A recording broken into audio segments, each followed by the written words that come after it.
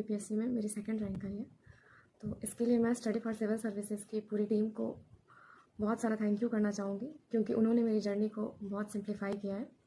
सबसे पहले तो मैं मेंस की अगर बात करूँ तो बीपीएससी का पेड बैच ज्वाइन किया था, और उस टाइम पे मैंने अपनी प्रिपरेशन जस्ट स्टार्ट ही की थी, और मेंस में मुझे कुछ भी आइडिया नहीं था कि कैसे प्रिपरेशन करना है। बस मैंने कोर्स ज्वाइन कर लिया था और बहुत रिलीजियसली उसे फॉलो किया था। एक्चुअली सर मॉर्निंग में क्वेश्चंस दे देते थे और पूरे 24 आवर्स में हमें उसे लिखने होते थे। तो मैं उसे खुद से ही सर्च करके नेट से और खुद से प्रिपेयर कर लेती थी, और उसके बाद फिर सर नाइट में चेक करके और उसका फीडबैक दे देते थे।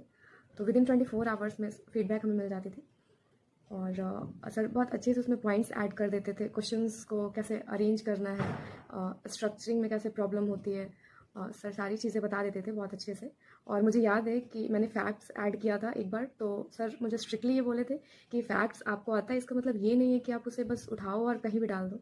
सर बहुत अच्छे से सारी चीज़ों को एक्सप्लेन करते थे कि फैक्ट्स होते हैं कि आपके कोई आर्गूमेंट्स हैं तो आप उसे किस तरीके से आप उसे वैलिड प्रूफ कर रहे हो।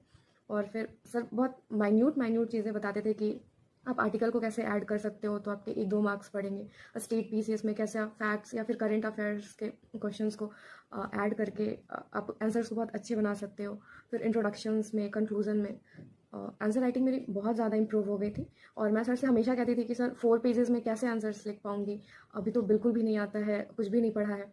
बट विद इन जैसे जैसे टाइम पास होते गए 15-20 डेज़ में आंसर राइटिंग बहुत ज़्यादा इंप्रूव हो गई थी, और हमारा 60 डेज़ का कोर्स था।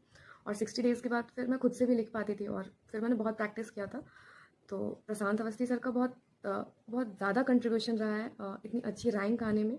और मेरे जीएस के पेपर्स बहुत अच्छे गए थे, तो मुझे लगता है कि उसमें बहुत अच्छे मार्क्स आए होंगे। तो सबसे पहले तो टीम को और प्रशांत अवस्थी सर को बहुत सारा थैंक यू।